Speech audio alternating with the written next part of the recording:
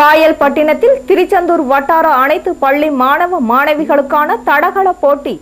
Kayalpattinam Mohideen matriculation பள்ளி சார்பில் திருச்செந்தூர் வட்டார அளவிலான அனைத்து பள்ளிகளின் மாணவ மாணவியர் கலந்து கொள்ளும் தடகள போட்டி 26, 27 தேதிகளில் காயல்பட்டினம் ஸ்போர்ட்டிங் கிளப் மைதானத்தில் நடந்தது.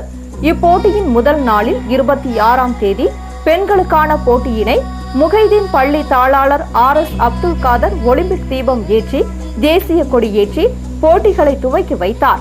நிகழ்ச்சியில் பள்ளி மேலாளர் இப்ராஹிம், பள்ளி முதல்வரும் விளையாட்டு குழு செயலாளருமான கே சையது அப்பாஸ், இணை செயலாளர் ஏ தனபால், துளிர் அமைப்பு செயலாளர் எல் சேக்னா லெப்பை ஆகியோர் கலந்து கொண்டனர். போட்டியில் 32 பள்ளிகள் கலந்து கொண்டது.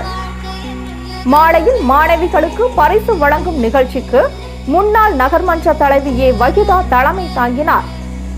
ஆறுமுகநேரி பெண் police sub inspector S Sabitha பரிசு வழங்கினார்.